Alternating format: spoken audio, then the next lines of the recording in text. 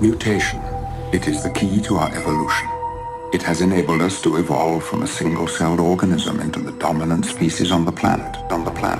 The advent of the nuclear age may have accelerated the mutation process. Individuals with extraordinary abilities may already be among us.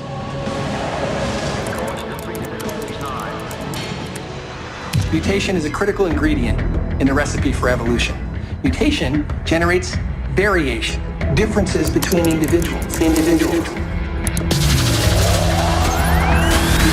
generates variation. Mutation, key to Human evolution. Mutation, human evolution. What's fact and what's fiction here? Are mutations really the key to our evolution? Think about it. In real life, significant genetic mutations don't create superpowers. They create super challenges. Sometimes those mutations are even life-threatening. That's the reality. And yet we're told that random mutations with guidance from natural selection invented and genetically engineered every feature of every living organism. Changes to life's instructions happen more or less at random. Mutation generates variation. Evolutionary biologists claim that random mutations accumulating over time ultimately produce life's features. If this is the case, zillions of chance mutations over the history of life led to the invention of flight and sight, immune systems and reproductive systems, even conscious beings with the capacity to love, reason, create art, and distinguish right from wrong. However, now, we no longer have to rely on speculative claims. Through experiments, we can actually observe mutations and see what they're doing to guide evolution. Biochemist Michael Behe has spent much of his life researching and studying mutations. Okay. In the past 50 years or so, methods have been developed to track mutations, changes in DNA at the very molecular level. Now we can watch evolution in real time. Since 1988, biologist Richard Lenski has been conducting one of the greatest evolutionary experiments ever done. He started a culture of bacteria called E. coli growing in his lab. And since they reproduce so quickly, now they're up past 60,000 generations. And that's like 1.5 million years of human lifetimes. So we are talking about numbers that are big enough to see some serious changes, if serious changes could come about. In his work, he's seen a lot of beneficial mutations come along.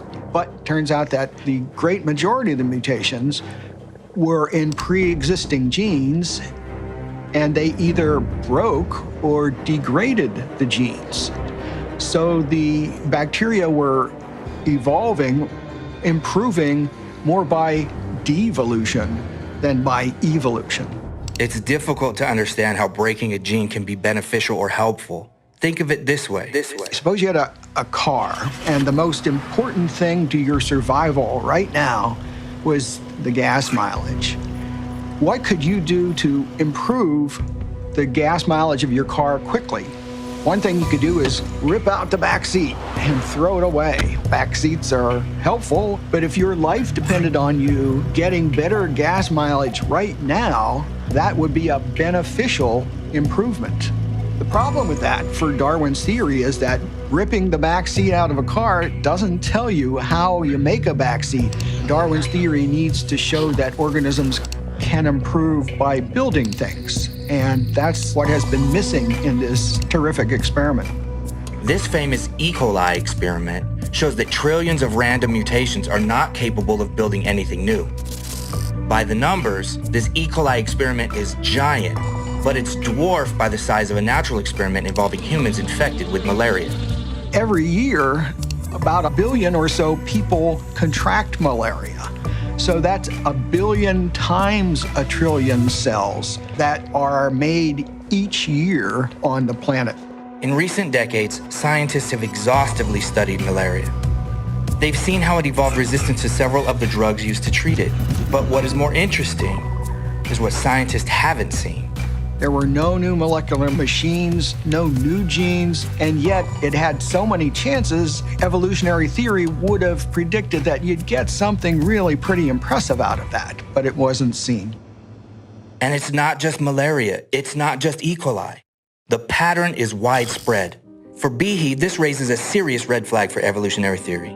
The discovery that many beneficial mutations are actually destructive or degradatory mutations puts a huge monkey wrench into Darwinian theory. Not only can't Darwin's mechanism of random mutation and natural selection build complex systems, it has a strong tendency to degrade them. This means beneficial mutations, what we have been taught are the building blocks of evolution, show no observable capacity to build or invent.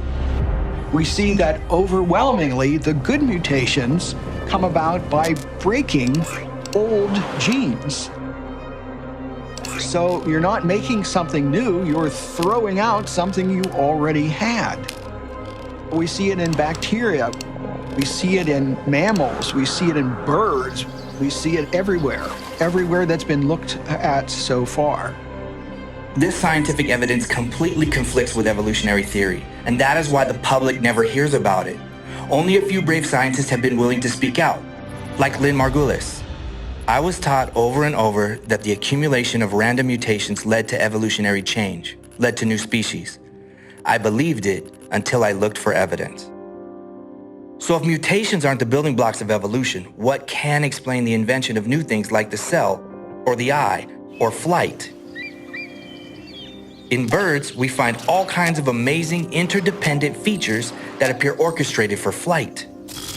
We know from experience how difficult it is to get a flying machine and what it takes to build one.